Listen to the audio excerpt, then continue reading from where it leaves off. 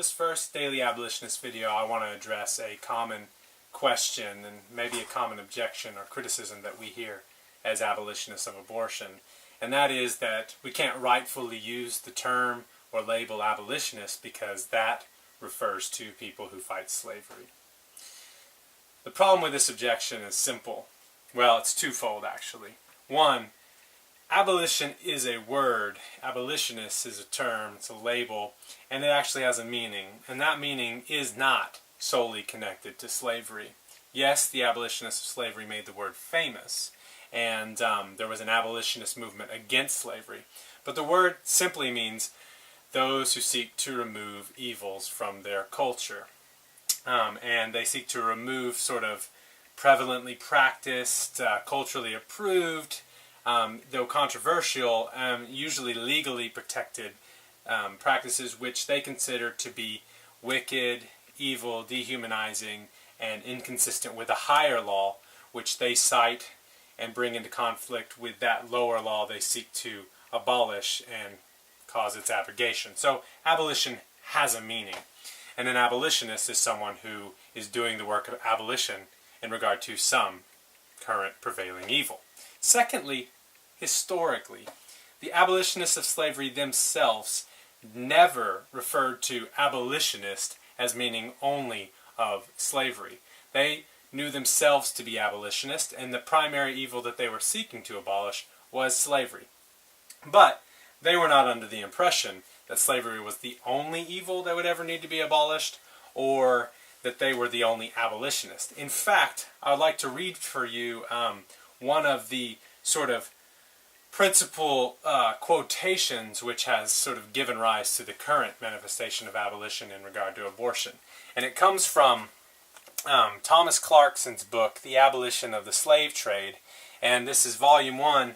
And Thomas Clarkson was he was one of the principal founders and workers in the British abolition movement to bring about the end of the slave trade, an organizer of abolitionist societies. He ran abolitionist petitions. He recruited men like William Wilberforce to the cause, and just generally was an abolitionist from the beginning to the end of the British movement.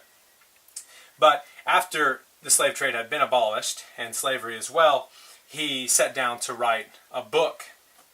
And the reason he wrote the book is clearly stated in the introduction of that book.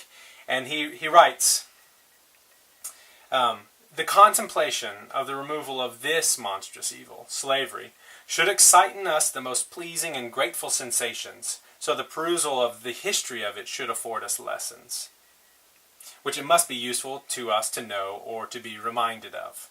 For it cannot be otherwise than useful to us to know the means which have been used, and the different persons who have moved in so great a cause.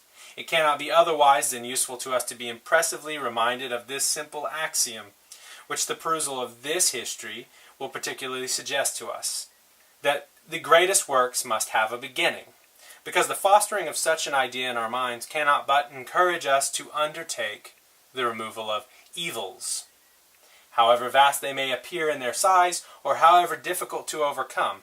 It cannot again be otherwise than useful to us to be assured, and this history will assure us of it, that in any work which is a work of righteousness, however small the beginning may be, or however small the progress may be that we may make in it, we ought never to despair, for that whatever checks and discouragements we may meet with, no virtuous effort is ever ultimately lost. And finally, it cannot be otherwise than useful to us to form the opinion, which the contemplation of this subject must always produce, namely, this is the important part, many of the evils which are still left among us may, by a union of wise and virtuous individuals, be greatly alleviated, if not entirely done away. For if the great evil of the slave trade, so deeply entrenched by its 100 interests, has fallen prostrate before the efforts of those who attacked it, what evil of a less magnitude shall not be more easily subdued?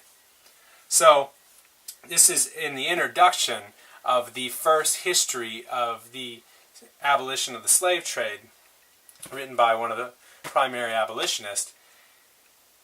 a note saying, listen, every age is going to have evils, but every age is going to have abolitionists. And that's who we are.